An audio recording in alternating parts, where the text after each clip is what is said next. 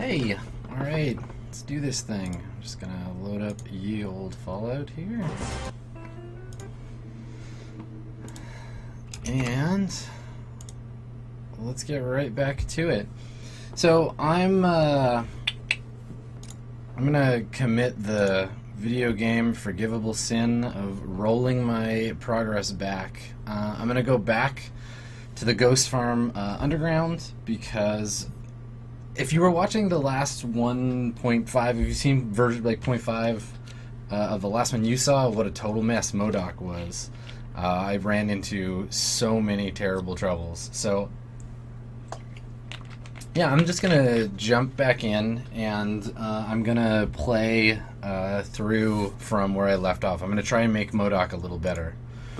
So this is an advantage that I have as someone playing a video game versus a pen and paper RPG, because I mean, honestly, like, it's a really cool idea for a pen and paper game. Like, if you could roll back, if you could be like, well, what if it happened this other way? It's the same reason why I find in tabletop games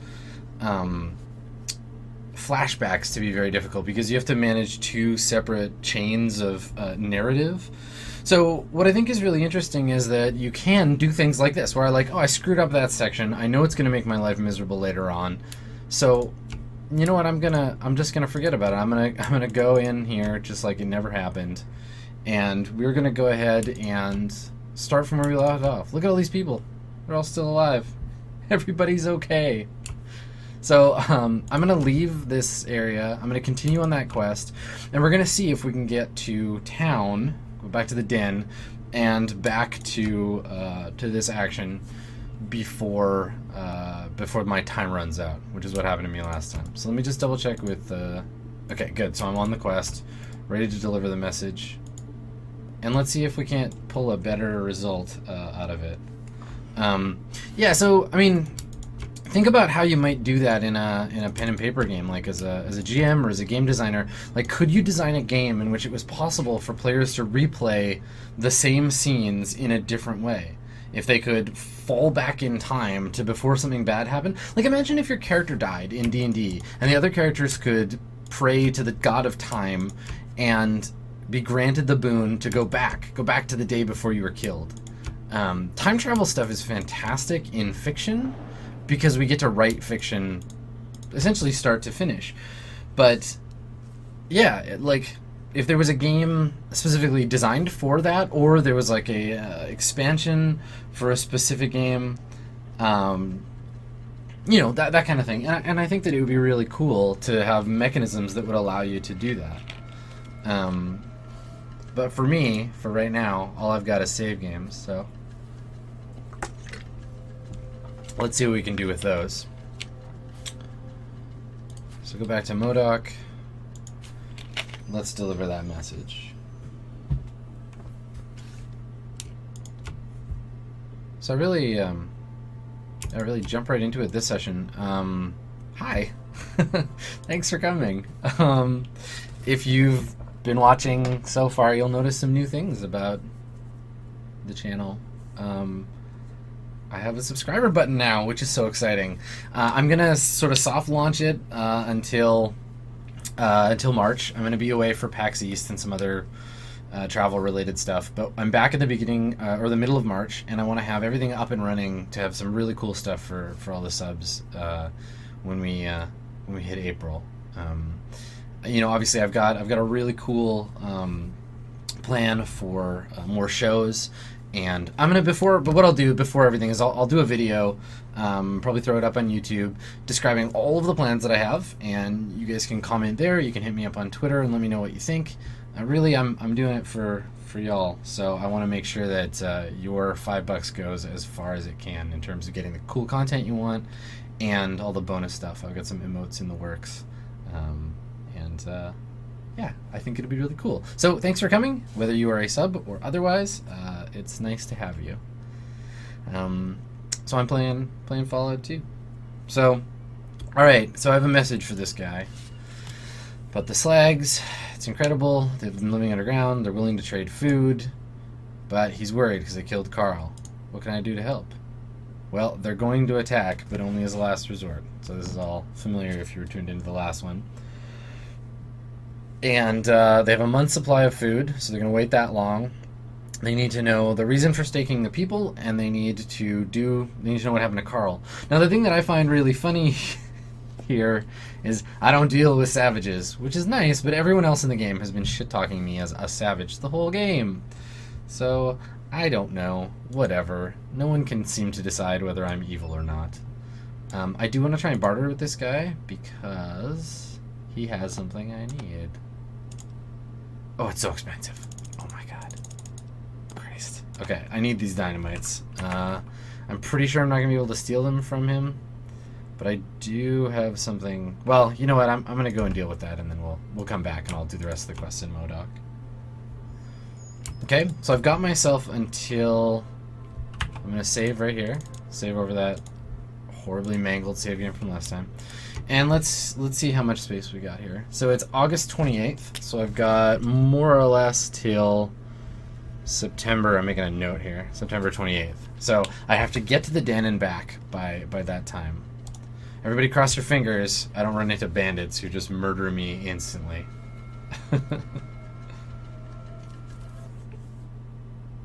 Okay, so this is a familiar scene from the last one.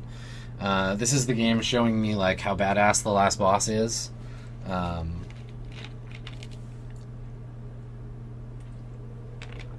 Let's talk a little bit more about time travel, shall we? Jesus, I bet you those people wish they could time travel. Okay, so in games and in fiction, time travel primarily exists as a method to either complicate a story or create a story, like Looper, right? Where it's like, or 12 Monkeys, or, you know, where the narrative control is completely in the hands of a writer, so it's easy to execute. You can say, you know, these things happen, then we can go back and we can undo them, or we can write around them, or we can change things. There's loads of that stuff. One thing that I find really interesting about time travel stories is paradox. Paradox is maybe my favorite thing to think about in a time travel situation, because it's like, what would happen if you go back and you undo the things? You start messing with causality. You undo the things that created the situation in which you could go back in time in the first place. Your parents die before you're born, so you can never go back in time. But if you'd never go back in time, they would never have died, and so on and so forth. That kind of really basic paradox is super interesting to me.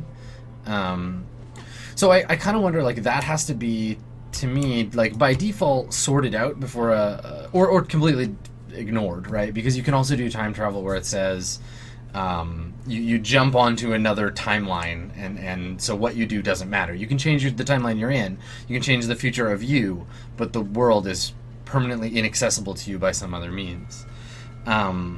If you haven't ever seen, if you're an anime fan, or hell, if you're not an anime fan and you're looking for just something really cool to absorb, some cool media, there's an anime called Steins Gate, and Steins Gate does time travel in a really interesting way. It's a little bit similar to how that most recent X-Men movie does time travel, but I liked it a little better. It felt a little bit more, I don't know, a little bit more interesting, a little bit more like, I don't want to say realistic, because time travel is causally difficult to justify. But yeah, it's Steins Gate, really cool. It might be on Netflix now. It certainly is in Canada, and if it's on Netflix in Canada, chances are pretty good it's also on Netflix in America. Alright, so we know now, because I have the advantage of being a time traveler, that I know where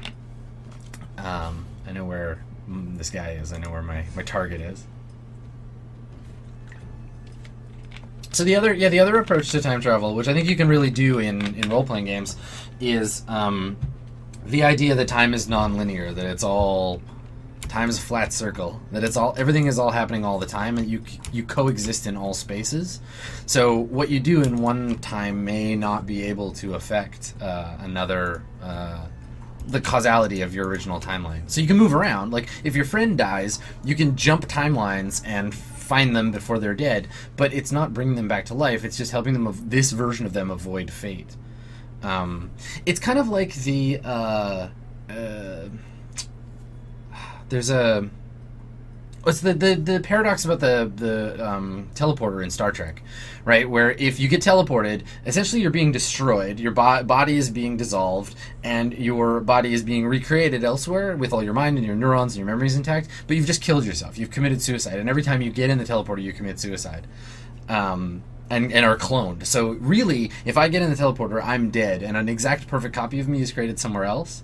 So that kind of paradox is really interesting. It's dimensional travel. So yeah, I don't know. I'm a big nerd, and that's a thing that I'm nerdy about. I'll give this guy some money. All right. So looking for a gek, not looking for a gecko. Maybe when Carl wakes up. So again, I didn't get Carl's story. I guess probably because I got him drunk. Let's, I can buy 1 day of time. So let's rest. Let's rest till midnight and see if he wakes up.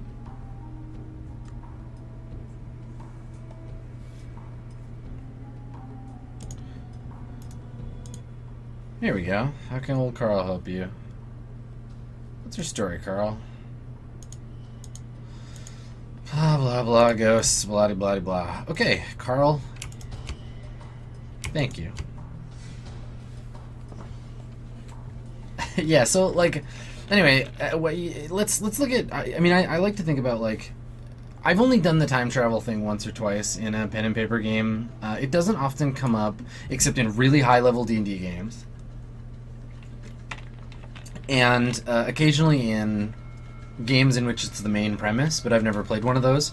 I have had it come up in Mage, a game called Mage the Ascension. Mage the Ascension is a game, if you're not familiar with it, about philosophy and magic. It's about people who have extreme willpower and the ability to use that willpower to bend reality. Some of them can throw fireballs, some of them can do physical feats they would never otherwise be able to do, some of them can create objects from nothing, and some of them have control over time. And so if you have a mage in that game who's like a high-level time mage, like short-level time mages can perceive time differently. They can maybe exert time bubbles around things to prevent them from being affected by time. They can change aging, that kind of thing. But a high-level time mage can mess with time. They can travel through it and all of that stuff. Yeah, I made it in 6 days. Alright, so you say he's a drunkard now. You can give him the message you believe him, he can come home. Alright, that's all I know for now. Now I got 6 days to get to Ghost Farm and back. Boop, there you go. Ghost Farm is in 20 seconds. Wow, God, traveling takes a long-ass time, huh? Alright, so I'm almost there. So yeah, so in Mage I've used time travel before, but I tend to... The people that I play with, I tend to bend who's in charge of what a little bit, and we're all quite good at disclaiming... verisimilitude is a thing that we've talked about a lot. So it's like, okay, you know, it's okay if we have to go back and retcon some stuff for the sake of the time travel story. So, something to think about. After all, you killed all these bodies. Oh, they're not bodies, they're Brahmin guts. What about Carl? Again, the game knows that I know. This is like Amazon advertising a book I already own to me. Like, Amazon, you know. Game, you know I know. But, whatever.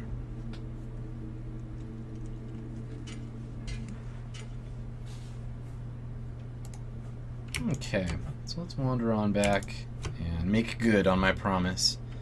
These dummies and Brahmin guts.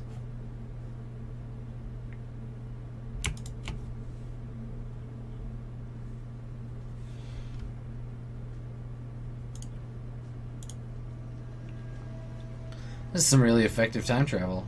I'm getting really close on the day. Alright. middle of the night. Let's bust in this dude's house. The bodies are fake. Oh, that's impossible. Blood and gore everywhere. No, it isn't. Go and talk. Well, you see, I don't really know anything about this holy Gek thing. Ah, you asshole. I do know a place called Gecko. It's a ways east to here somewhere. So I bet your Gek gizmo is there. I wish I had more I could give you. 17-year-old game and it's still got typos. We're a poor community. Whatever, it doesn't matter, man. I did this for this. I did this for gaining experience. Look at that. So, what I screwed up in an hour and a half of play, I have now fixed in 18 minutes. So, that's nice. I'm gonna save. Time travel, totally effective. Go back, undo the shit you broke. I wonder if this guy charges me the same amount. Oh, he's a laser pistol now. He's got so much more stuff. It's all the same expense, but what a jerk. Okay, well, I'll come back when I got more money. At least he'll trade with me now, and he's not all sad. I'm gonna gain that level. Alright, so I got 17 points. I'm gonna put a little bit more into guns, but I think I'm gonna put 10 more into steel. And I'm gonna put 5 more into speech. And I'll put 2 each into lockpick and oops, sneak here. And then the rest in small guns. It's just a little jump, but it should help. Okay. Cool.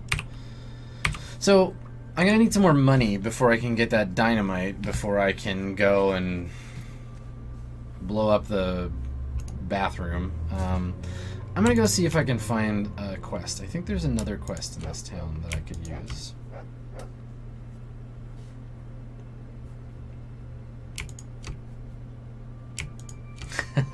So while I'm doing that, a couple of people have questions in the channel about what this new sub button action is all about.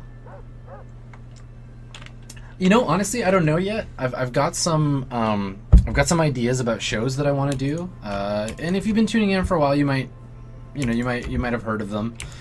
So there's a couple of new things that I want to do programming wise, and I'm also going to start adding in some emotes, because I know y'all want those. So I'll be adding some emotes to the channel really soon, and I'm gonna plan. I've got an event that I don't know if it's gonna be technically feasible, but something really cool, really special for the people who are subscribed to my channel. I'm gonna aim to launch it in we'll say like April, probably second week of April. So I'll post a video in beginning of April to talk about it a little bit, and then we'll go from there. But yeah, for everyone who's already subbed, thank you so much. It's really kind of you. I really appreciate it, and it makes all this stuff more possible for me, right? All right, so we're back here talking to this lady. I basically just need to ask around about quests, and I'm gonna dig through that lost and found box again. See if we got anything in here. Oh, no, nothing yet. Okay, fine.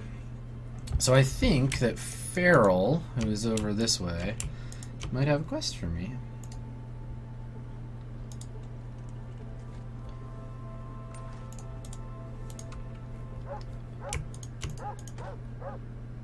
Stop harassing old Farrell. Accusing him of stealing Cornelius's watch. I'll look it for a while. Can I ask you some more questions? What do you do? Trying to make plants grow without water. I can help you for a price. Well, I'll help you anyway. Alright, so I got a quest to kill rats. Which, thankfully, seems like just about right for my level of ability here.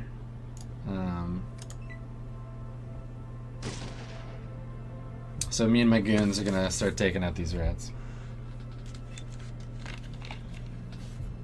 So yeah, I mean, as far as the stream itself goes, if you've got ideas, why did I do that? My expertise tends towards game analysis, So if I'm going to play something, I'll primarily be playing it to talk about why it might be like how it is. So picking apart games, using games as a prompt to talk about other stuff, comparing games to tabletop RPGs. I'm also really good at being really bad at math, so that's a thing. Any kind of extra content for Swan Song or Mirror Shades is going to end up here, so the GM turn, if you're familiar with that already. But in this most early stage of my, my streaming action, I'm going to be looking to the subs, the fans, to give me ideas about what they would want to see me do. So something I'm excited about. I think you probably are too. There we go.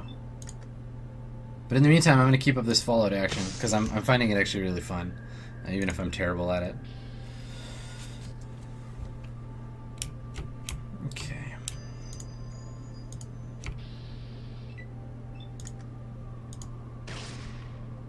So one thing from Fallout that definitely affected my GMing, both at the time, because when this game came out, I was sort of just really getting into playing tabletop role-playing games. I mean, I've been playing them since I was a kid. 15, you're still a kid, but I've been playing them for a while, but I was just kind of really getting into them when I was around 15. And so one thing that rubbed off on me from Fallout is the idea of reputation and of NPCs having a memory. God, Vic is just going to kill Sulik for me.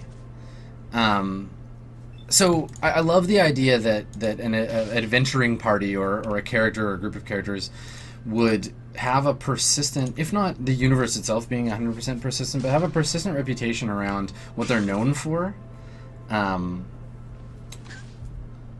So, that's the thing that really stuck with me. And even to this day, if you've heard me talk about playing role-playing games, I think that persistency of NPCs and of characters super important. So, and I learned a lot of that from Fallout, where you do something and people are going to remember. You can't just get away with stealing. It's not like Legend of Zelda, where if I steal money out from someone's house right in front of them, they're just going to forget about it or not notice. This universe is real enough. I mean, obviously we've seen some limitations of what people can remember in the game, but it's real enough that I can expect to be treated according to how I behave. Did we kill them all? Did we get them? Oh, no, one more.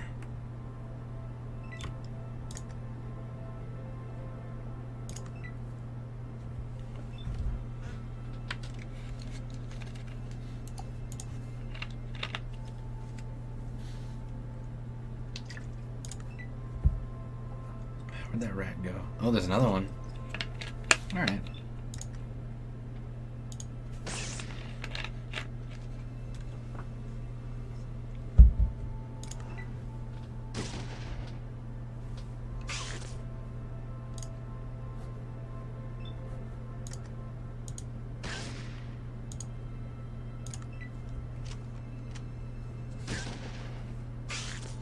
Yeah, I really think that, and I mean, this is part of what Steven and I are going to be talking about, our next Being Everything Else. I really think that media, game media, especially other games, really affect the way that we GM, that people GM. I'm really curious, actually. Steven and I haven't talked about, we've talked about what the episode is generally going to be about, but we haven't talked about the specifics of it yet. So what I think is going to be really interesting for me is learning what influences Steven has on the games that he's running. So, I think that there's like general influences, like games that have influenced you as a GM or as a game designer, or a player for that matter. There's characters that influence the way you play, and I think that there's general and there's specific, right? I mean, if you look at my GMing when I was a teen, it would be all games like this, Baldur's Gate, Torment. Torment's a big one. But you'd also see a lot of other stuff like X-Men comics from the 90s and the movies that I was watching at the time. A lot of like late 80s action movies and stuff. And then other game crossover too, like board games. Though I didn't play a lot of board games as a youth.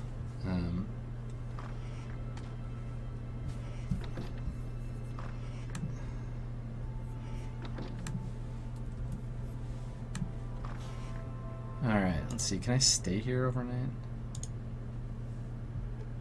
Oh, I feel revitalized by an omelet. That omelet. Oh, the omelet actually did revitalize me. I'm not poisoned anymore. This woman needs to take these omelets out on the road and sell them to the entire world. Oh, I gotta go tell that guy I saved his stupid farm. He is down here somewhere.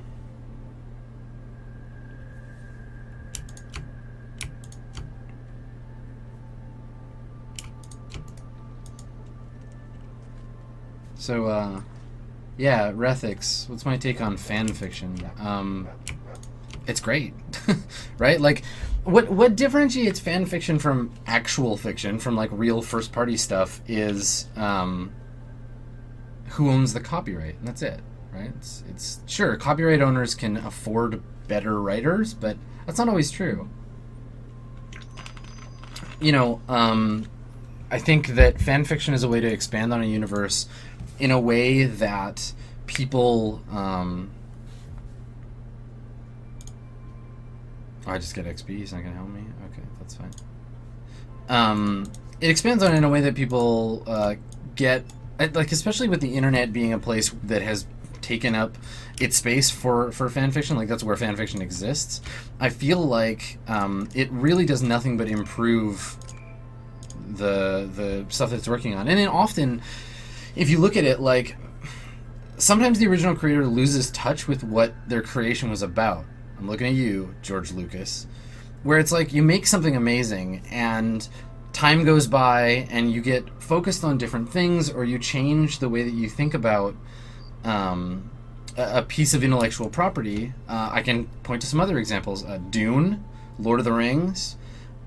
Subsequent post-original creator stuff is pretty terrible, but you know, that's why creativity is so I'm a pretty firm believer in Creative Commons. If you're not familiar with it, it's a form of copyright that has a lot less restrictive capability to allow people to make things out of the stuff that they the stuff that they make out of these pieces, like fan fiction, essentially. So, like, if you've ever seen like my Flickr account, everything in it is Creative Commons. I mean, Dungeon World is Creative Commons. So, you know, when we made Dungeon World, we wanted people to engage with it in a way that wasn't just one directional, right? Like, you can read a good book, or you can watch a great movie, and you can love it for what it is. But real fandom is about making things out of that. And that's why role-playing games are so amazing, because their structure is built to encourage that, right? Like, we make campaign settings like to be used. Did I just use the rope? Did I drop it? No, I dropped it. You know, and so a campaign setting at the very least is meant to be occupied. It's meant to be lived in. And so we did exactly the same thing with the rules of Dungeon World, because we wanted people to make content. What is all this stuff? Coin bags. Oh, there's only like one coin piece. Oh, because I'm in a well. Alright. Well, whatever. A few coins is better than none.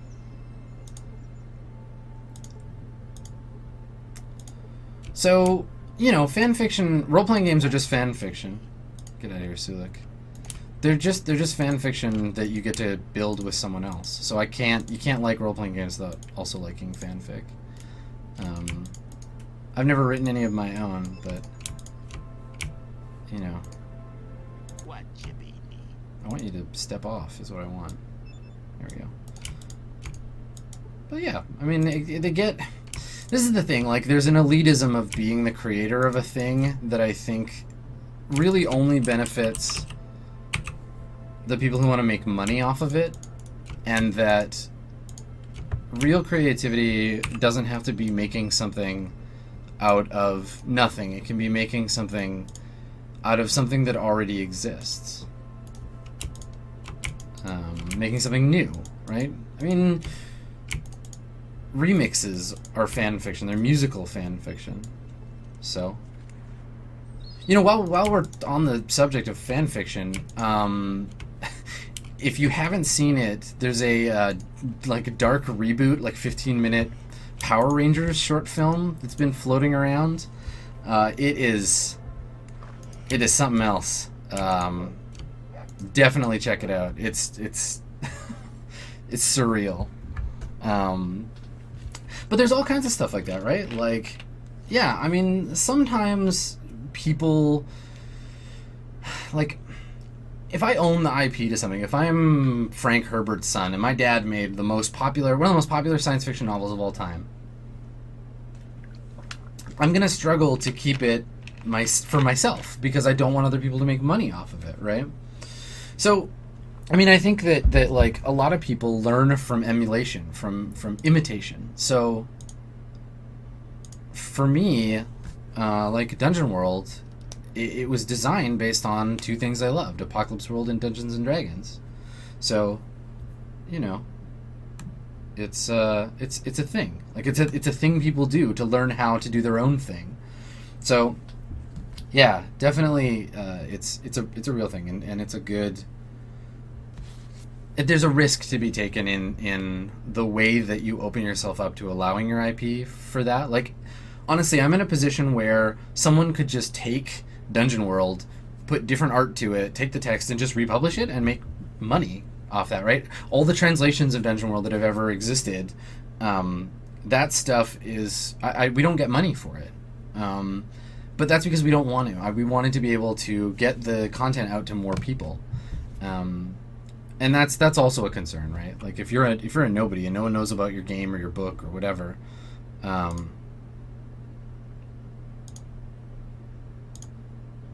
take Laddie with you. Okay. Well, thankfully I know where this kid is already. So,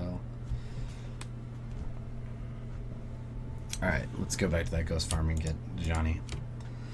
Yeah. So, you know, I think that copyright is undergoing and like any creative endeavor in the whole world, copyright is tied to money, right? Like you can't make a thing in this society without capital being an issue. So, you know, copyright is tied to that and ostensibly is a way to protect people who make things from people who want to steal the things they make and resell them.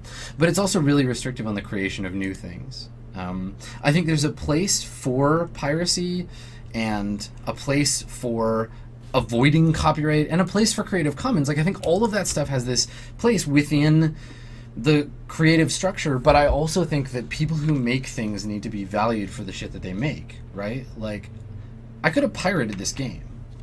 I mean, I owned it when I was a kid, ostensibly. I could have just pirated it, but I wanted to continue to reward the people that put their money and their time and their effort into making the game available in different platforms or whatever. So, you know, you can commit as much as you can, right? Like, and this is the thing that I've said over and over, like, not everyone has money for media, right? When you're like, I have $5 and I can either buy myself food or I can buy myself a Twitch subscription, like, you got to make that choice. So, you know, it's a thing, and money is a relevant part of fan fiction and game design and media creation across the board. So, okay, so I just went on this whole like long mission while I was ranting about copyright, where I was like, okay, I'm going to I'm gonna like broker peace and make sure everyone can trade and all that. And then I get here and I'm like, all right, Vijir, or whatever her name is, Vigir, I've brokered peace. Will you trade with them? And they're like, yes. And Vijir's like, as a reward, I will give you this badass assault rifle. You peace-mongering fool. But hey, that's cool. Now I have an assault rifle. So, way to go, me. Oh, I only have strength 4. I'm gonna give this to somebody else. Let me see who can use it. Well, let me deal with all this stuff first.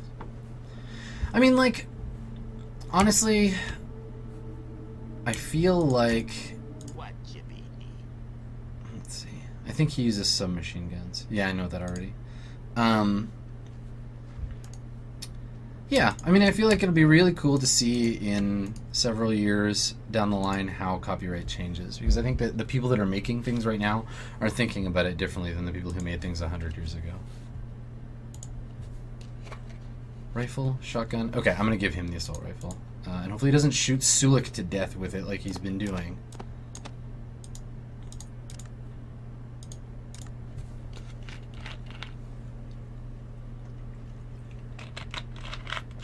Good point, Weasewell, or Wiesewell, if you're German.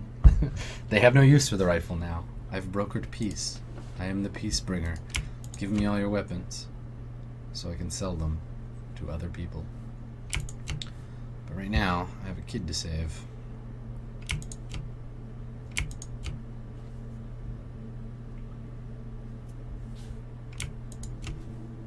Yeah, thank God for you, peace bringer. May this rifle help you bring more peace. Tell me your name, you little monster. Is your name Johnny? Yes, it is. How did you know? Oh, I don't know. It's only like the most popular name for kids of all time. It would have been Timmy or Billy if it wasn't Johnny.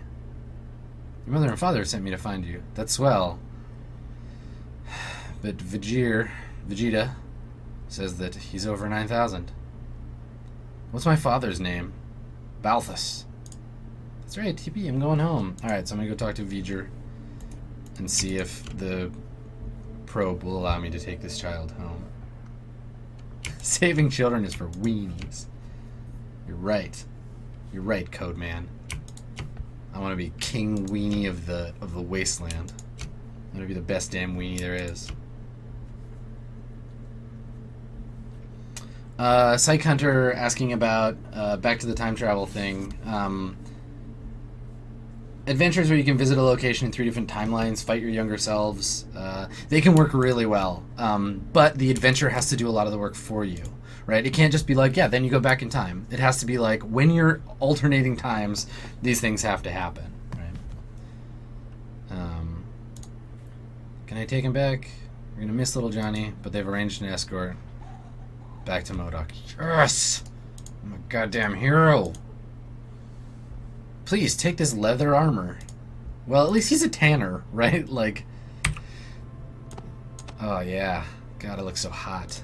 And now, I have armor for this moron. If we're gonna survive here in the weenie wasteland, you need to wear this armor, bro.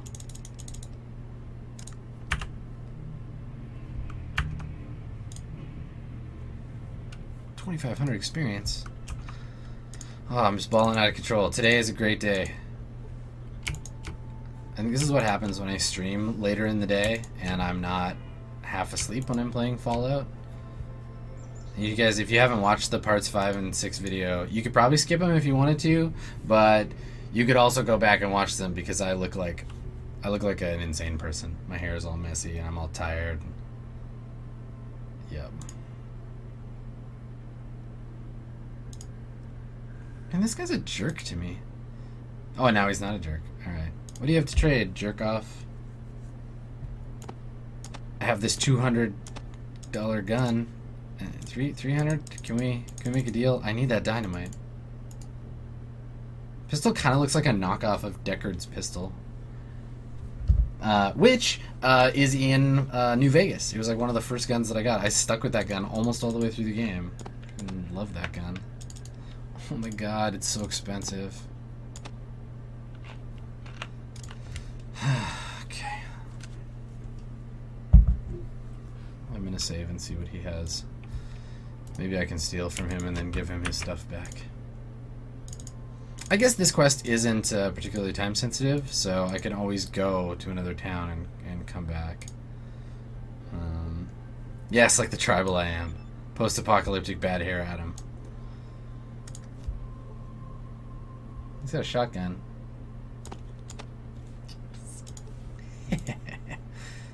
Oh, actually, I want to unload it of ammo first. There we go. 2 bullets I can give to Vic. Or I could just sell. How much is it? 800. Oh, am I going to have enough? 9, 11. Oh my god, I need 100. Alright, fine. My god, it's so expensive.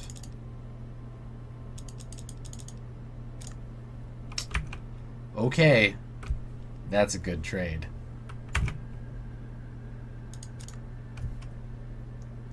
Also, yeah, Fistifer, I'm the best at stealing. That's how this works.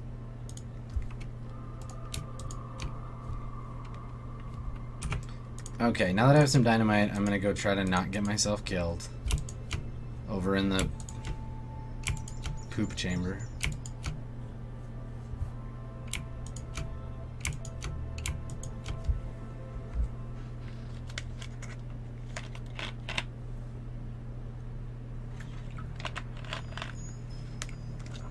Here's the shotgun I just mysteriously found on the ground. I don't know who it belongs to. I'm gonna sell it to you.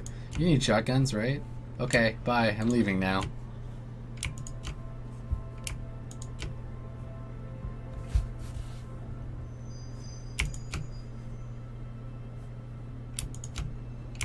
Is this the... Yeah, it is. Okay.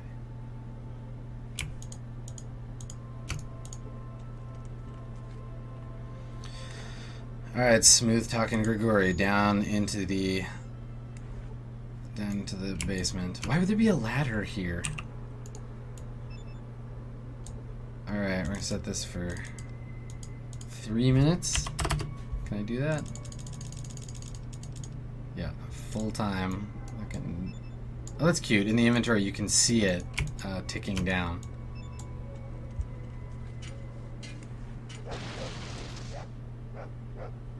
Oh, I made it out just in time. I didn't get myself exploded.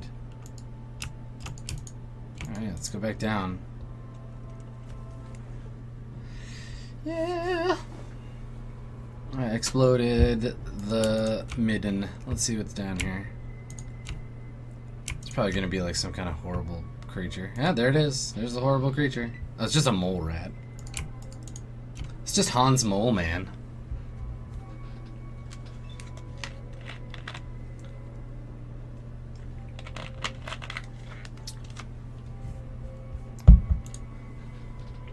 So honestly, this quest, like, I can't even comment on whether it's like well designed or anything, because I only remember it from when I was a kid. Like, I distinctly, as a 15-year-old, remember being like, haha, poop, and it getting stuck in my head and remembering it from when I played before. I wonder about other games like that I haven't played in, you know, a decade and a half, like Torment. I wonder how much I could remember from that. I definitely remember waking up in the mortuary, and I remember Mort, I remember the skull guy, I remember the Modron that has Homer Simpson's voice, but I don't know what else I would, like, remember if I played it. I guess that means I'm just gonna have to play it. Maybe in 40 episodes when this one is done. Cross Staves, good reference. Yeah, Mole Rat or Queer Rat. Bake Mono. Bake Nezumi, I think. Yeah, those rats. Oh god, so creepy. So yeah, anybody else in the audience there that if you're looking for another good anime, Shinsei Kaiori is really good, really weird, and also actually relevant to the Fallout playthrough because it is set in a very unusual post-apocalypse. There's a lot of really cool psychic stuff in that show. It was a little bit, it reminded me a little bit in some ways of how Apocalypse World handles some of that stuff, and there's this like weird mysterious, there is shit everywhere. Holy god, I've just ruined this town. Anyway. So yeah, Shinsei Kaiori is super good. I'm sure the chat will mention it. Alright, I wonder if I should take this watch to... well, let's see. A rat living in the sewage hole stored it and climbed down there. They can be friends again. Aww. And I gained a level. A friendship level. Look at me being lawful good PC guy. I'm gonna have to overcome my lawful goodness by stealing something from him. $1? You're not even worth stealing from. I hate this town.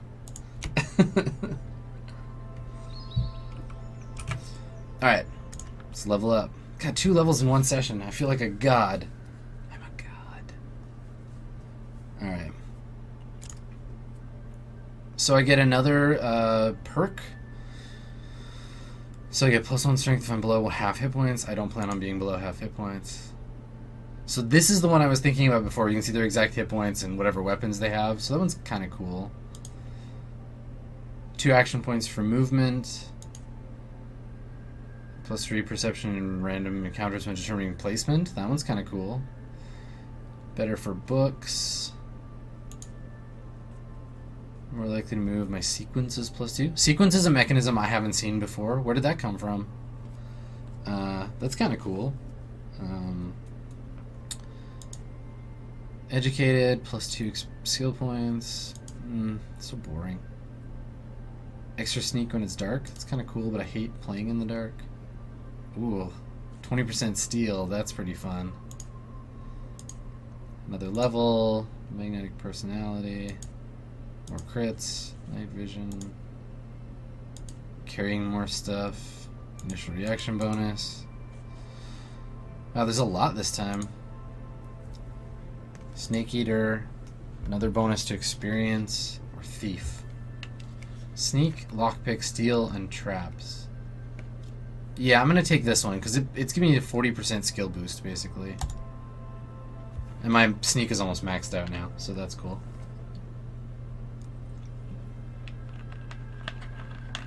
Alright. Space God of the Wasteland. Waste Master. I'm the Waste Master today. Both, well, I mean, you can figure the pun out. Okay, I think I might be done in MODOK. I have most of the quests, I think, finished. So I'm going to leave town. I'm going to save and leave town. So I'm just going to take a quick little break, because we're here at about the 45-minute mark. I'm going to take a break, and I'll run a couple of commercials for y'all fine people. I'll be gone about 3 minutes or so, and I'll pop back and we'll continue on to Vault City. Thanks for coming, everybody. Stick around. Hey, everybody. Welcome back. Yeah, if you weren't here before the short break, I am just finishing up with my second attempt to get through MODOK, and I have I have cleared MODOK now, and I feel pretty good about myself. So yeah, so we're back, and I'm going to start wandering around the wasteland.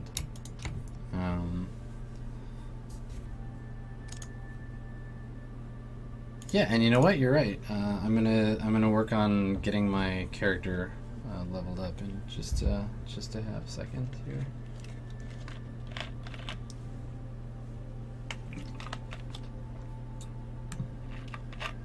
Okay, let's do this thing.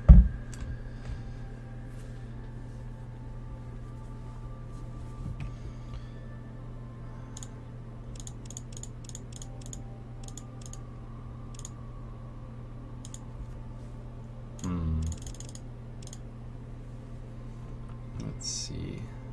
Do I want to up all of my sneak? Do I want to up all of my speech? I don't know.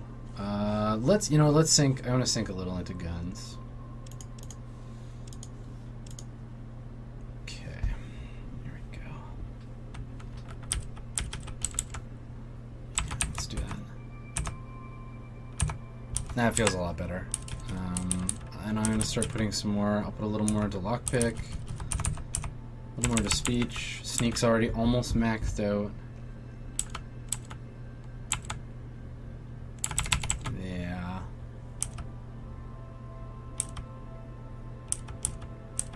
Maybe we should start sinking some stuff into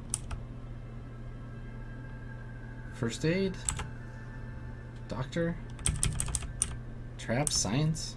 Science and repair, I think, end up being kind of important. Barter is also good. Oh, fuck it. I'm putting it in barter. Alright.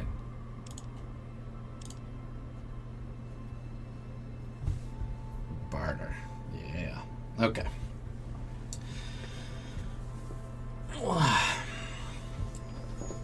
Okay.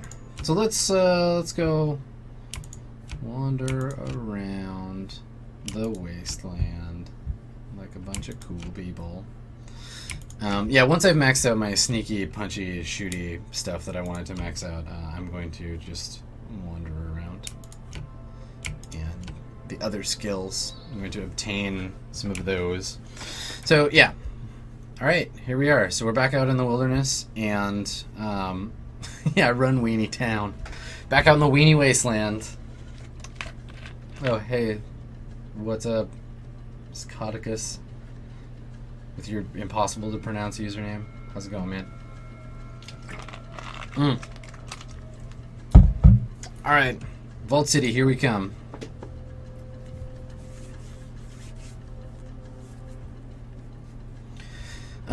So I was joking with a friend of mine the other day about Dragon Age in particular, but modern RPGs in general, and how basically every every modern role-playing game needs one of a few things. It needs a lock-picking minigame, it needs a hacking minigame of some kind, and it needs like treasure hunt mechanics. So if you don't have those, you're probably not a modern role-playing game. We were joking about it because in Dragon Age Inquisition, there's a hacking minigame that's basically like it gives you a bunch of stars and you have to draw a line to make a constellation, and it's like just the cheesiest shit ever.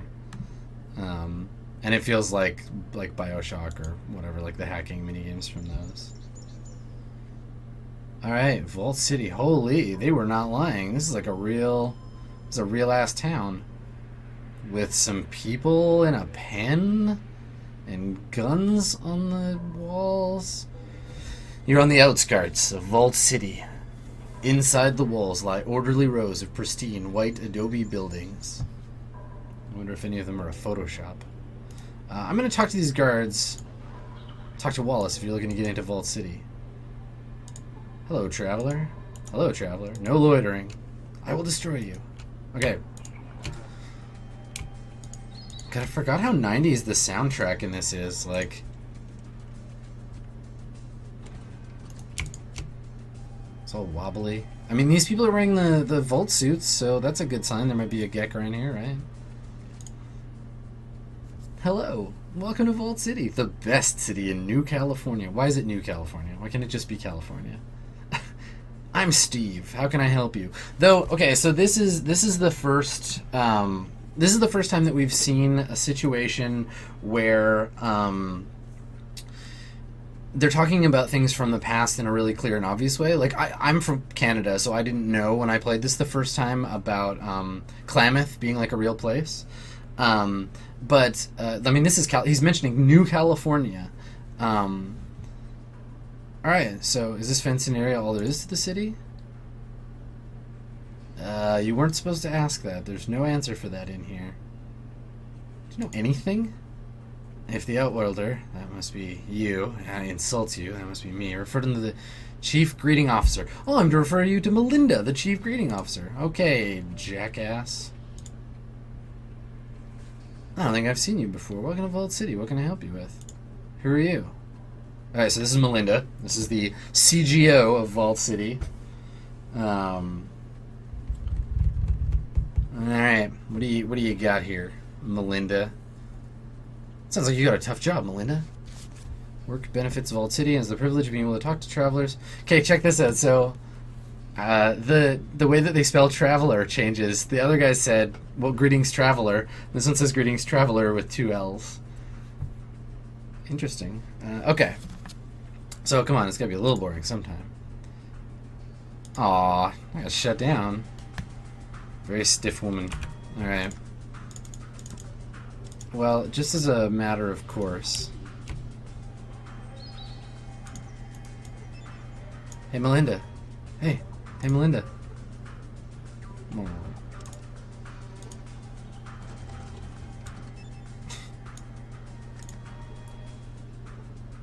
Really? Nobody's noticing me do this? Okay, thanks. Thanks, bye. Wait, does your desk have anything in it? Okay, remember what I said earlier about this game not being like Legend of Zelda? I might be wrong about that. I may have misremembered. I'm taking rupees from your pots, Melinda. I got all your rupees. Later, girl. That was easy. Let's go see what these poor people in the pens are doing. Talk to Wallace, talk to Wallace. Okay, alright. I think I'm being guided to talk to Wallace.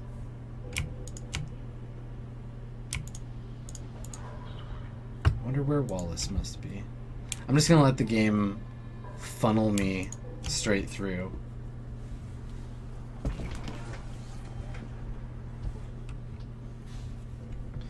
Ah, I see. So the real town is inside these crazy walls. Well, let's go customs.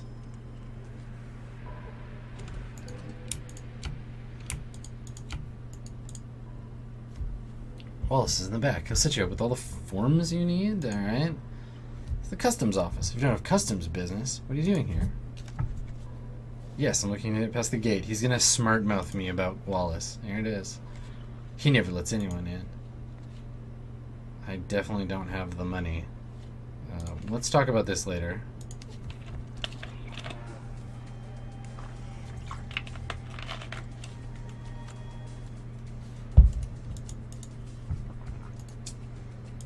Hey, Vault guy. Who are you? Name's Wallace, Customs Officer for Vault City. I accommodate those who wish to conduct business within our great walls. So I've been thinking about this as I play through.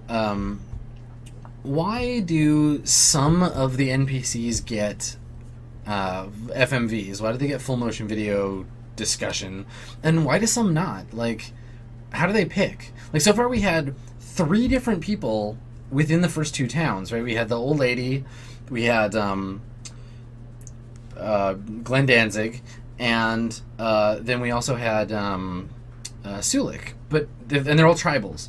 But none of these other people have had full motion like face and speech for the game yet, which is a little weird. And I wonder what choices they would have made to pick who to put that budget towards, because that's mostly what it is, right? Okay, so this is the Wallace. They're the customs officer for Vault City. They accommodate those who wish to conduct business. I'd like to enter the city. You need a reason. Only a Vault citizen has the right to come and go. You have to procure a day pass.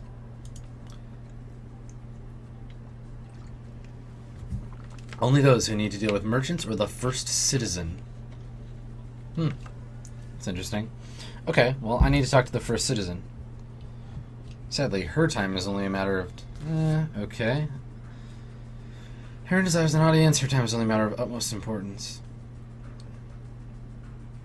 That's why it's vital I speak to her. I'll be sure to throw in a good word about how efficiently the customs office is being run. Okay, how does my character know how to be a bureaucratic douche when I just came from this, like, tribal civilization? Do we have a lot of, like, bureaucracy and red tape and, like, how to navigate that stuff? Or did I just somehow magically learn because my intelligence keeps going up? Which it doesn't. I don't know what this is about. It's my speech? Alright, let's try it. I'd say I couldn't help you, but, well, what's the personal purpose of your visit? Okay, obviously the right answer is the one with the most words. I can't tell it to you personally, officer, as much as I'd like to. It's for the first citizen's ears alone. That's why it's vital I speak to her. I will use my protagonist power on you. I wouldn't trouble you if it wasn't a matter of extreme urgency. Blah, blah, blah, blah, blah. Thank you for the day pass. I'm out. Alright, got me a day pass to the city by... fast talking this guy. Let's see what he's got on him. Another pass. I guess I could have just stolen it. Well, I'll take a stim pack. Let's go. Yeah, I'm definitely the chosen one as a result of my ability to talk shit and get what I want. What's in this little hut?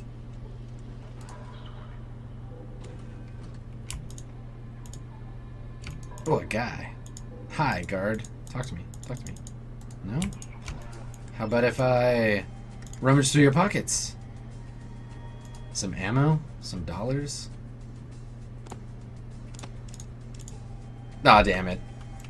Wait, I got caught stealing and nothing happened?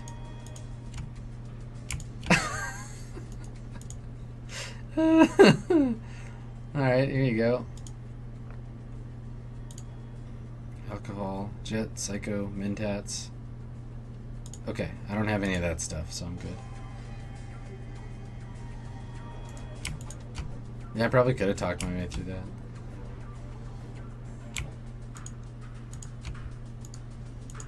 God, I gotta download the soundtrack for this. It's very Mirror Shades.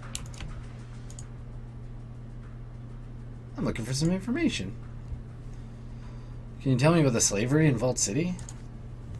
Better not call it slavery. They're called servants, not slaves. Okay, so this is the game. This is a game like reminding us that slavery is a thing, and it's not just done by savages, right? Like, this is civilized people, and the civilization has a form of slavery that they whitewash by calling it servitude. So that's really interesting. I think it's cool that they're like reminding us, and that it's showing some nuance to that behavior.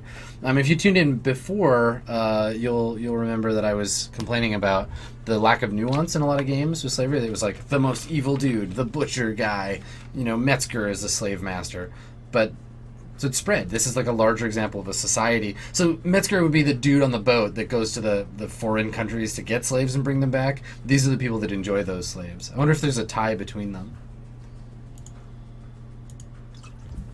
First Citizen Lynette in the council building up north. I want to know something else. Where's the vault? Big hole in the mountain to the east. You can't get in unless you're a citizen.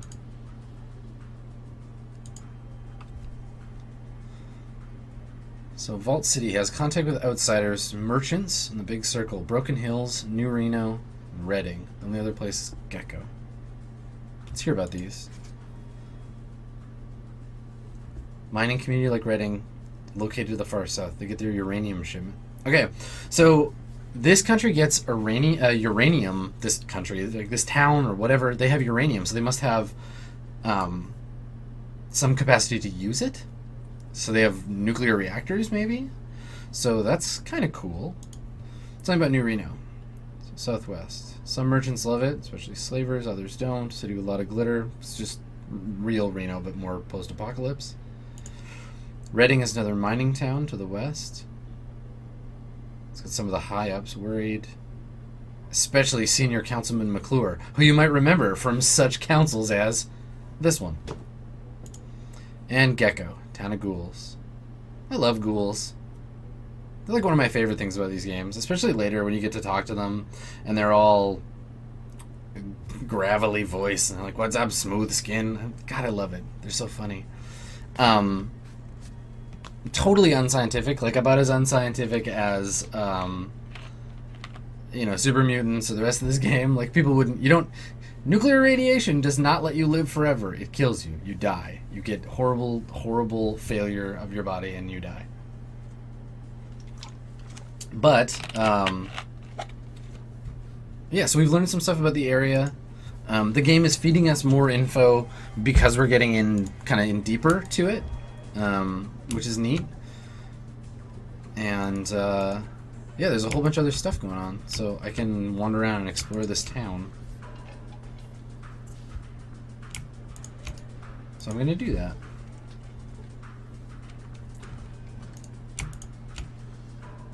Some random person's house.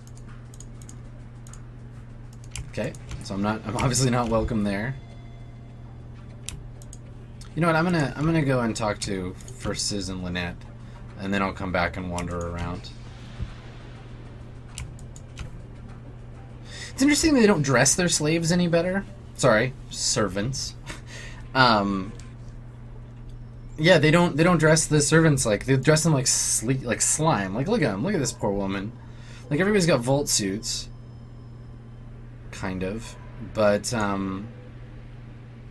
yeah, they don't. The servants still dress in rags, which I guess is a product of scarcity, right? Like they wouldn't want to put them in,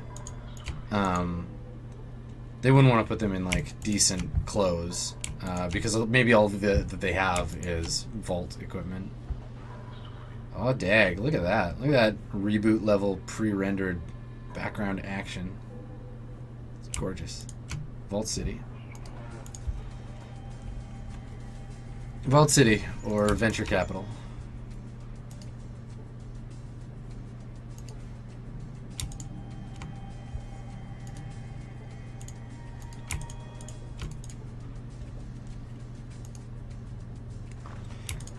Alright, let's have a conversation with this lady. Good day to you, stranger.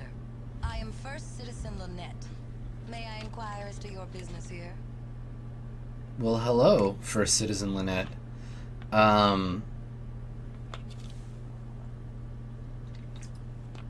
So this is cool. Our first citizen, the person in charge of the first high-tech town that we've seen, the first place that seems like competently holding itself together, is a black woman. And that's cool. I'm into that. Lady in charge. Lots of black people in America. Post-apocalypse isn't going to change that. This is awesome.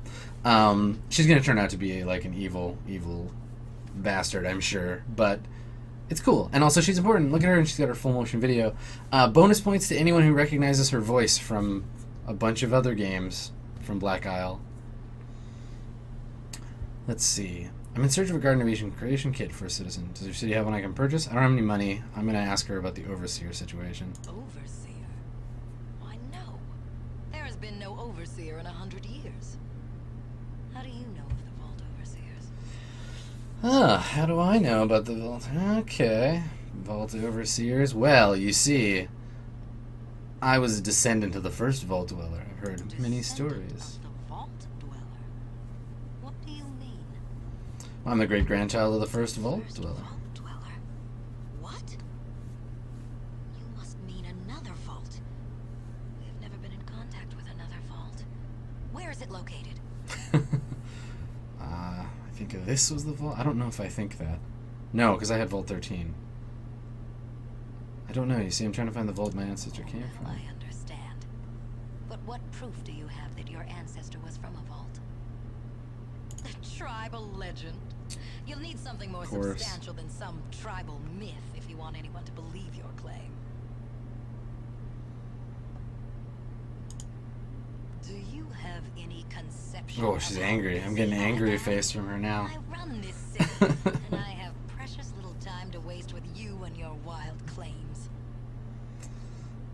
Alright, sorry to bother you, First Citizen. I don't remember what happened to that flask that I had.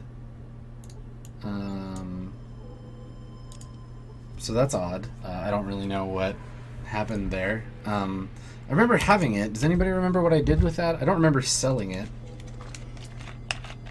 But yeah, silly tribal. Get out of here. And yeah, she does have kind of a cross-eyed stare. She was mean. You know what we do to mean people? We save our game, and then we steal from them.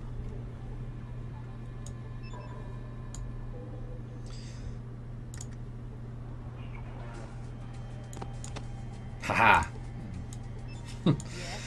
Let's see if I can talk to her about some more stuff. So, how do you become a citizen? Proconsul Gregory. He has Gregory? authority to administer the city's That's my name. He can be found in the meeting room down the corridor. Thank you. I'll speak to the proconsul. There is another way to become a citizen. Oh, what's Rather that? than taking the test, you could prove your commitment to the vaults in a more substantial way. As an outsider, you are in a unique position to resolve a difficult situation for us. What kind of situation? There's a town, if you could call it that, to the northeast of our city. It is filled with creatures that are polluting the groundwater with dangerous radiation. Okay, and how are they doing that? Those things are operating a damaged atomic power plant. You see, they are immune to radiation. They don't care that they are slowly killing us with their poisons. Well, I'll take care of it. Obviously, I'm going to go out there and check it out. So a bunch of ghouls that they're mad at. Okay. Well, let's see if there's anybody else in here worth talking to. Who are you? Oh, it's Proconsul Gregory. His assistant to the first citizen. Issue the citizenship test. What is the test? Comprehensive exam. Math, spatial relations, deductive reasoning, language comprehensions, thorough physical. Sounds difficult. I'm going to fail it if I take it. But let's take it. Testing potential, several hours long. Do we take it now? Sure. Alright. Oh, yeah. I don't have the intelligence necessary to grasp higher math. So either my skills need to increase, or I just don't have a high enough int. Okay, so it looks like I'm going to have to do it the dirty way. So let me take a look at what's going on in here. Oh, this is Troy McClure. Senior Citizen McClure. I'm Grigori. Can I ask you some questions? I'd ask you some questions about Gecko. Oh, what is it? That's what I thought. Okay, so where is it located? Northeast of here. Purchase some anti-radiation chems. 10-liter water. Okay, can I ask you another question? Looking for quests. Do you have any quests?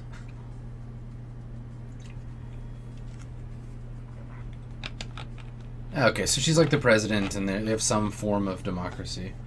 Some trying times. Things have been hard. So now we're being... So this is the first... I feel like in a lot of role-playing games, you hit a... you hit a threshold, right?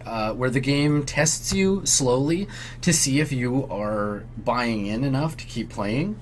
So, like, if I weren't bought in, like, I would have quit before now. So now the game is like, okay, you're ready to be subjected to a shit ton of lore. So now it's just hitting me with all of these, like, these lore options and saying, like, okay, we're going to give you a ton of information about the world. So it's telling me about the NCR, it's dropping in things like the Republic. Like, it's telling us all these things that we may not know anything else about till later, but the game believes that we're bought in enough to feed us this information. So that's kind of cool. It's interesting to see that happen. So I'm learning a little bit about that. I've got kind of a quest to go to Gecko. I should, like the guy said, buy some anti-radiation chems. But let's see what this guy has on him. Yeah, sure. Thanks, man. That'll help me buy those anti-radiation chems that I need. Let me see if this chump has anything on him.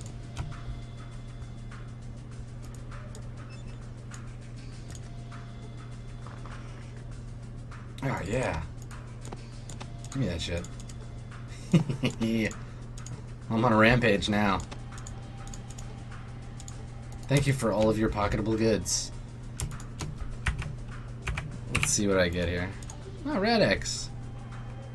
Beautiful. Alright, now I think I'm prepared to go to, Gecko. I'll make a note here. Go to Gecko for later, because I'm not going to get there today, I don't think.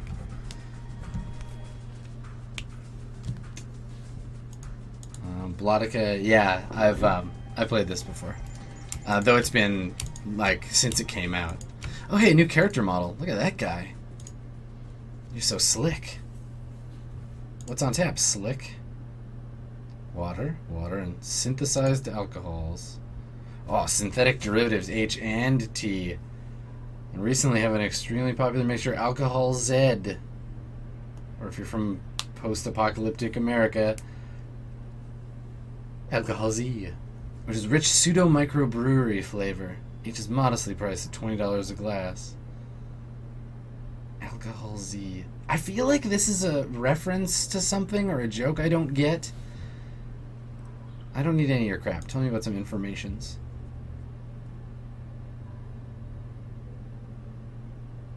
Yeah, okay, that's not fun. Hey, there's a guy in the bathroom. Hey, Vault Citizen. What's happening? What's going on in here?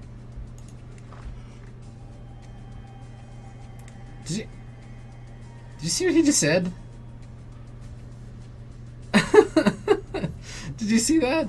Nothing like a satisfying urination. Oh, this is great. So pee jokes.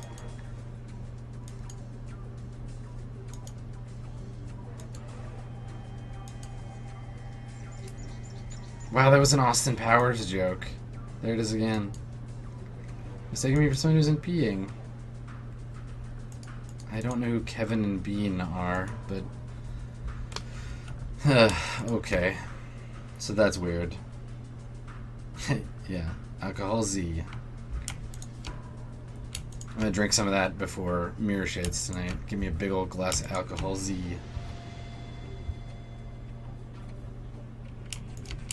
I have till when? 6 p.m. Oh, it's 2 o'clock now.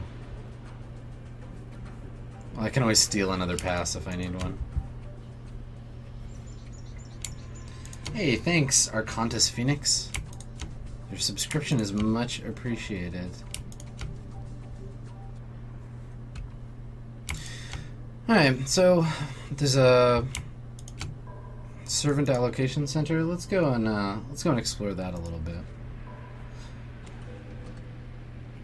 I'm pretty into checking out some of these places in town. What is this building? A servant assignment, huh? What's that? Citizens who need help with menial tasks come here to have a servant assigned to them for the day. And where do you get these servants? Refugees from radiant attacks are contractual prisoners who want to work off their sentence. Oh, the cost of their freedom, eh? Sound like that idiot Moore. This Moore person sounds like someone I need to talk about. Alright, let's, I'm gonna try and find that guy. I don't know who Moore is, but before I go, the traditional tribal greeting where I stick my hand in your pocket and see what I can come up with. That's a good amount of money. Robbing them blind. I feel like this session has really turned my life around. I feel like I'm a man about town. Alright, what's up in here? Who are you? Citizen Sergeant Stark. What do you do here? Keep the Outworlders in line, make sure the servants behave, try to protect the city from raiders. Smoke group patrols, that's a lot of traveling. Can I help? Do some recon. Yeah, I got a Pip-Boy. Is that Northern California world map installed? At least from what I can see through the fog of war on the damn thing. Scout the training iron gecko, like cool encampment. Hit the 8 sectors on the world map around town and then report back. Okay.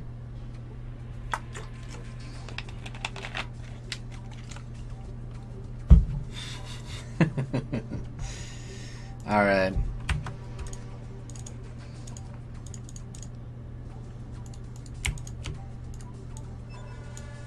It's good doing business with you, friend.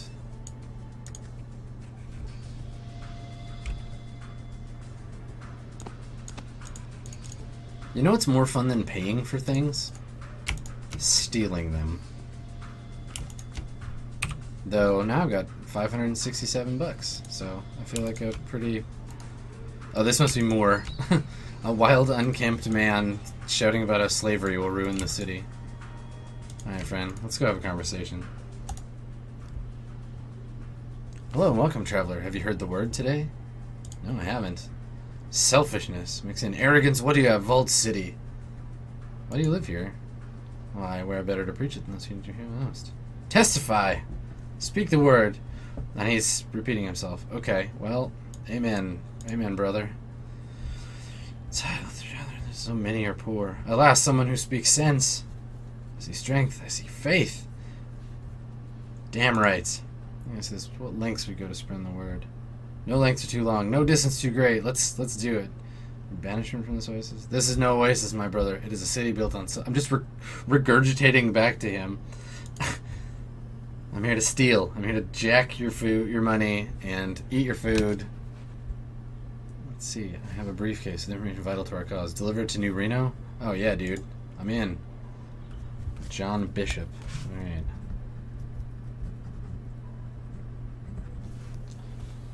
As you say, I will do this. So later when I have power armor and stuff, I'm going to come back and Kill all slavers. That sounds like a good plan. Let's see what they have in the amenities office.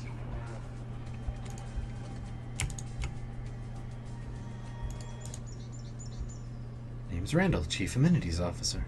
He's the CAO. What is this place? How-to manual? Stim packs? Oh, it sounds great. How about I steal everything from you? Do you have one?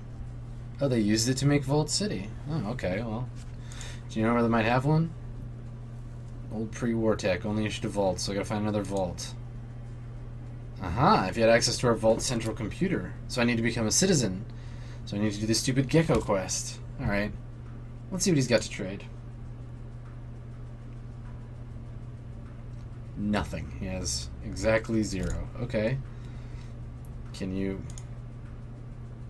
What is this place again?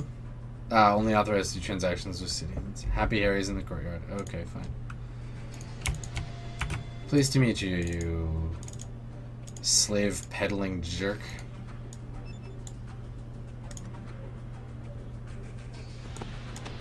Oh, there we go. There it is. So I could see a playthrough of this where you try to not let the game goad you into being an anti-slavery kind of a character, where you could sell, like, I mean, I know you can sell Sulik and, you know, be the evil guy. I'm trying to be kind of neutral, chaotic neutral, I guess. I'm not evil, or maybe I'm chaotic good. My character's not evil exactly, but I am stealing from people who aren't me and giving to myself. So I don't know. That might be it.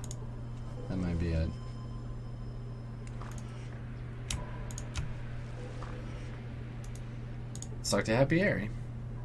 I see what you have in stock. Bud. Grenades.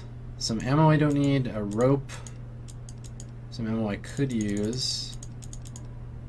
But I don't need that much. A much bigger gun. 2 more crappy guns. A 44 Magnum. Mark II leather armor. Really expensive. And some money. Oh, badass metal armor. This guy's got some good stuff. I'm gonna trade for money, first of all. Just this crap I'm carrying around.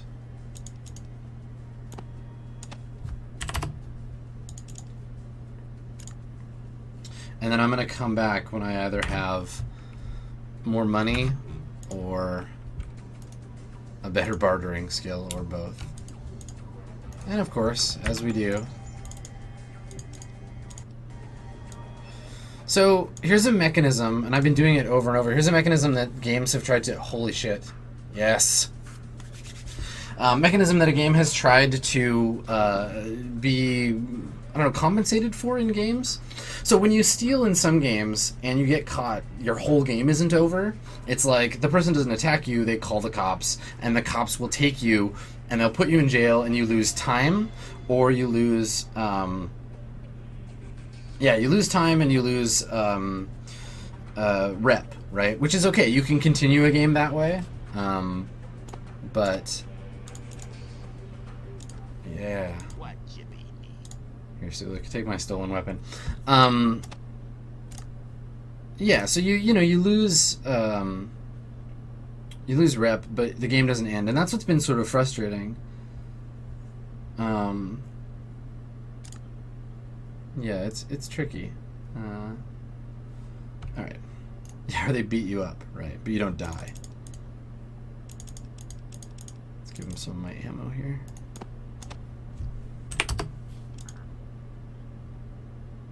Can't move 60 shots? Why not?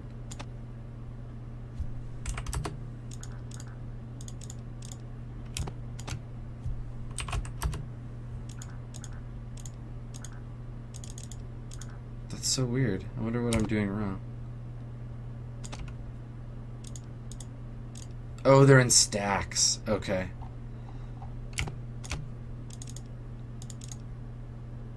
There we go.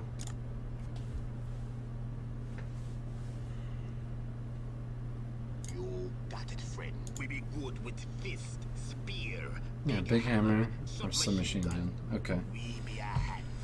He's gonna shoot me in the back, but that's fine. All right, let's see what else I can get from this dude. I'm gonna try and make off with some more cash. Now again, so here's the thing. Like this thing that I'm doing, like stealing from people and saving and stealing and saving. If it's in the game, it's a mechanism of the game. So this is like how in a game, like a tabletop game, if you've got a like a God, I don't know. If you've got a skill that doesn't fit with the game, like in Vampire, let's say you've got stats for heavy weapons. You've got stats for rocket launchers in Vampire the Masquerade. So if Vampire the Masquerade isn't a game in which the players can use rocket launchers, or rocket launchers are out of theme for Vampire the Masquerade, then why is there stats for it? If you can't kill Cthulhu, why does he have hit points? Right? So saving and loading and saving and loading, like it's slightly outside the assumed mechanisms of the game, but it's still part of the game, right? Because I can do it, and if you can do it in the game, then it's a part of the game. So, you know, I mean, it's just the same as like playing one of the like Sam Fisher games and having to load every time you die. It's strange, but it's definitely a thing. Oh, he's gonna try and kill me with that gun I tried to steal. Okay, so let's take another shot at that. Nope. Oh, he really likes that SMG. Alright, one more try. I refuse to waste my entire stream just trying to steal one item, but I also really want to steal it. No. Okay. Alright. Well, I got lucky on the first one. I'm going to do one more attempt at thievery for something else, and then we'll move on. Oh, wow. No, he's wised up. Okay. Fine. Be that way, friend. Yeah, I'm super cool now, like all those NPCs. Wait, did my AC just go down?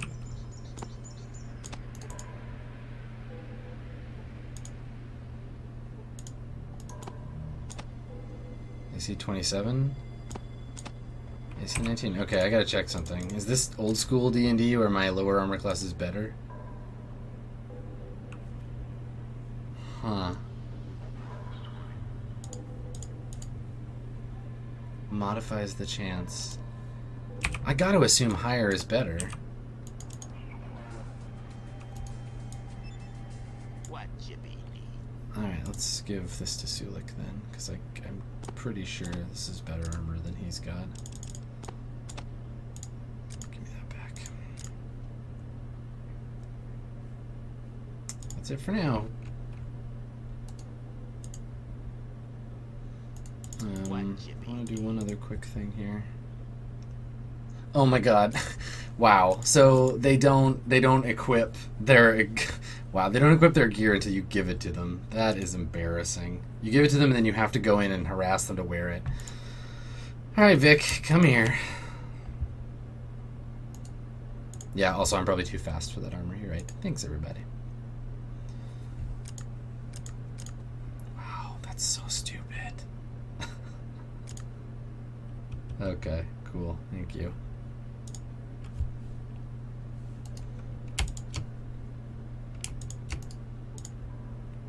Alright. Let's do one more thing here. Can I get behind this guy? No, I definitely can't. I can't help myself. I'm addicted. So yeah, I mean, think about that the next time that you're looking at picking oh, there, worked that time. Next time you're picking a computer game or a role-playing game, look at the mechanisms of the game and what the game is trying to get you to do with those mechanisms.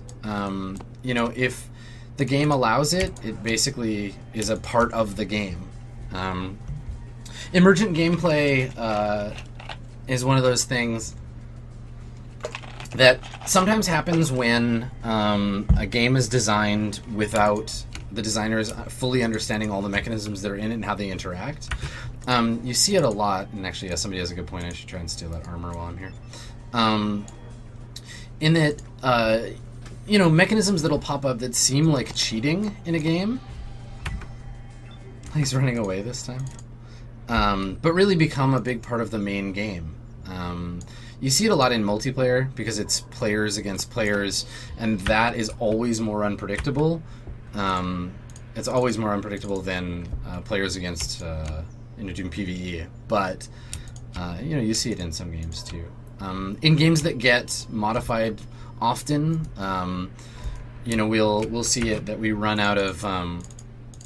You run out of a chance to use that. Like, I remember there used to be a PvP bug in World of Warcraft where you could use those snowman suits that you get for Christmas or winter veil or whatever, and you could use them to jump off of high places, and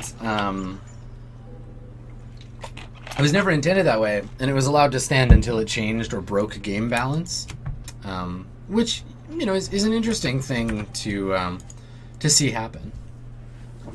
Oh, I recognize this guy. Okay. This is a stranger named Cassidy. He runs this place. Looking for the vault. You have to drink here. Jesus Christ, $20 for a beer. Looking for some in this sinkhole? Can't be that bad. Raid? Guard patrol broke in, looking for illegal substances, busted the door, wrecked the stock. And these guys are assholes. Let's go away from Joshua for finding real whiskey that even though he has a permit. Wow, no kidding, these guys are dicks. I have a feeling that most games are designed for chaotic good PCs.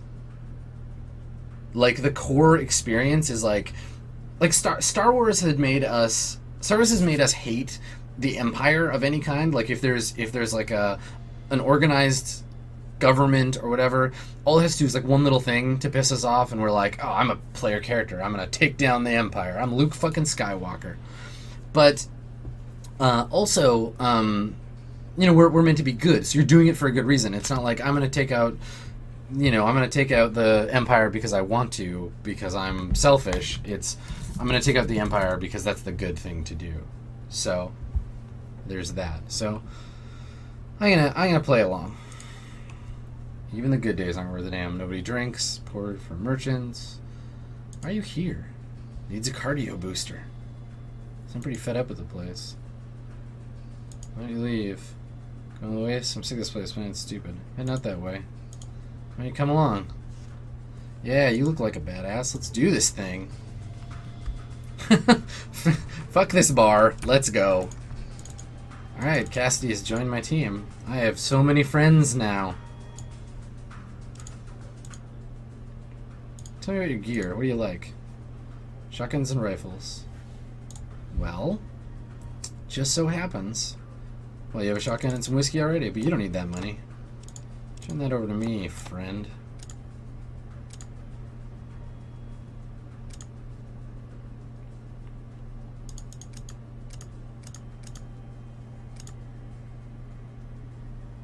Excellent.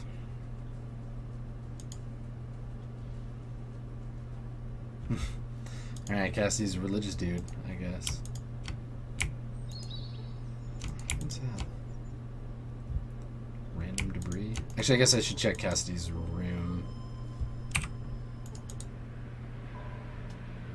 Mr. Nixon doll. Small doll with a big red nose. Why do I have a doll of... Okay.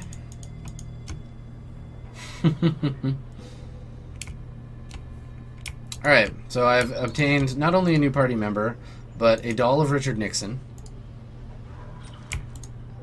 And I'm feeling pretty good about my life right now. I got some new friends. This has been a very productive... Oh, yeah. Very productive session so far. I'm going to unlock this desk, and then I think I might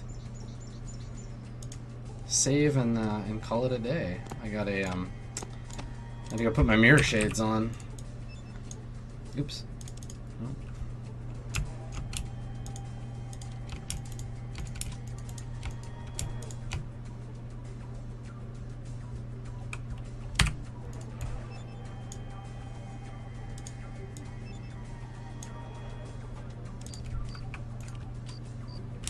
Yeah.